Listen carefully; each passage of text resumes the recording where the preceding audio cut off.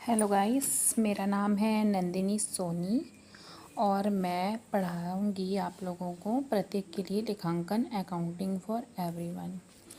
इसमें सबसे इम्पॉर्टेंट जो टॉपिक है आप लोगों का, ये सारी चीज़ें तो मैंने पढ़ा चुकी है, ठीक है। इसके बाद आप लोगों को रोकड़ बही, कैश बुक जो है आज मैं ये बताने वाली हूँ, ठीक है। तो ये है आप लोगों का रोकड़ बही कैश बुक का चैप्टर। क्या होता है कैश बुक, है ना।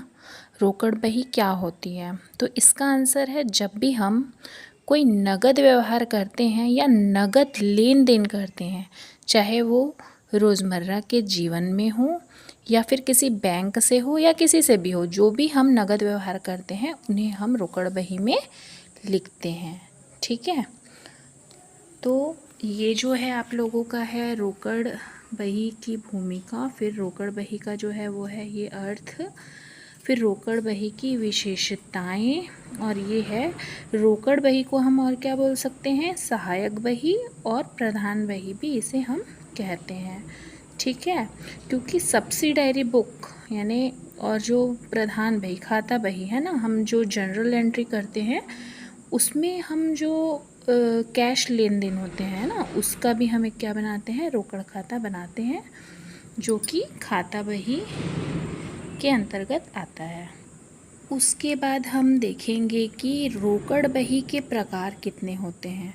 तो रोकड़ बही के कितने प्रकार होते हैं, रोकड़ बही के 4 प्रकार होते हैं, है ना। फर्स्ट आप लोगों का है, सबसे पहले आप लोगों का आता है साधारण रोकड़ बही, फिर आपका आता है 2 खाने वाले रोकड़ बही, उसके बाद आता है 3 खाने वाली 3 column cash book, double column cash book and simple cash book, फिर आपका होता है पैटी कैश बुक, है ना, खुदरा रोकड़ बही।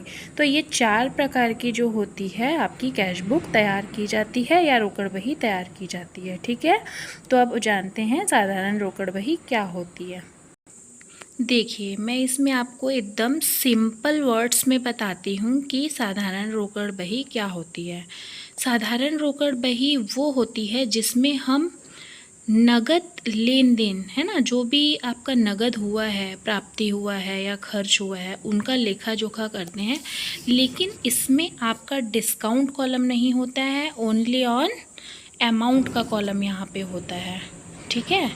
और एक कॉलम अमाउंट का होता है, इसलिए इसे क्या बोलते हैं, सिंगल कॉलम कैश बुक कहते हैं, ठीक है, क्लियर है।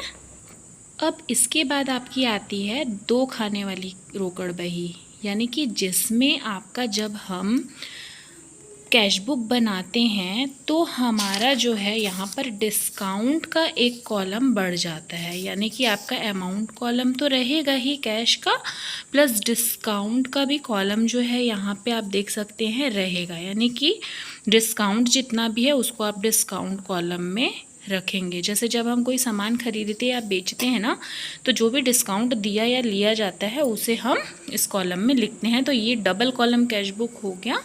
ऐसे ही डबल कॉलम कैश बुक में कैश के जगह, जैसे कि यहाँ पे कैश है ना, तो क्योंकि ये बैंक से लेन देन नहीं है, व्यवहारिक लेन देन है जो नगद में हुए, लेकिन अगर यही चीज़ें बैंक में होती है, ठीक है, बैंक में नगद लेन देन होता है, तो डिस्काउंट और बैंक 2 कॉलम होते हैं, ठीक है। इसमें चेक वगैरह के व्यवहार या फिर बैंक से कोई व्यवहार, ये सारी चीज़ें आती हैं, तो इन्हें क्या बोलते हैं, हम डबल कॉलम कैश बुक बोलते हैं। इसका जो फॉर्मेट है, डेट, पर्टिकुलर, डिस्काउंट, बैंक, ये डिस्काउंट और बैंक 2 कॉलम इसमें आते हैं, ठीक है। और यहाँ पे डबल कॉलम में और क्या आता है, डिस्काउंट और कैश भी आता है, क्लियर है। इसके बाद आपका आता है triple column cash book, okay. तो ट्रिपल कॉलम कैश बुक में क्या होता है, इसमें एक कॉलम और बढ़ जाता है ना, डिस्काउंट का, बैंक का या कैश का तो रहता ही है, प्लस इसमें आपका जो है डिस्काउंट, कैश और बैंक तीनों रहता है, इसमें तीनों एंट्री होती है ना। 3 कॉलम होने की वजह से इसे क्या कहते हैं, हम ट्रिपल कॉलम कैश बुक कहते हैं, ठीक है। तो ये आपकी हो गई सिंगल, ये आपकी हो गई सिंगल, डबल कॉलम और ट्रिपल कॉलम कैश बुक्स। अब हम देखते हैं लघु रोकड़ बही, लघु रोकड़ बही या खुदरा रोकड़ बही, ठीक है, पैटी कैश बुक। तो इसमें हम क्या करते हैं, ये मैं समझाती हूँ यहाँ पे। जो ये खुदरा रोकड़ बही है ना, ये रोकड़ बही की, देखो यहाँ लिखा है रोकड़ बही की क्या है, ये सहायक बही है, ठीक है। और इसमें भी डेट वाइज हर चीज़ लिखा जाता है और इसमें छोटे छोटे व्यय को भी लिखा जाता है ना, इसलिए इसे क्या कहा जाता है, खुदरा रोकड़ बही कहते हैं और डायरेक्टली लिखा जाता है, ठीक है।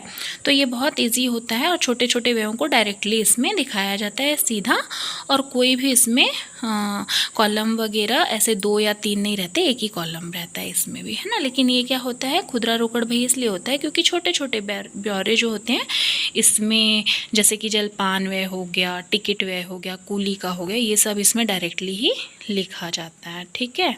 तो ये आपकी कैश बुक के चारों प्रकार मैंने बहुत अच्छे से समझाया है ना, आपको समझ में आया होगा, ठीक है। अगर आपको कुछ पूछना है तो आप मुझसे पूछ सकते हैं, जो समझ में नहीं आया क्वेश्चन क्वेरी वगैरह, ठीक है। Thank you so much.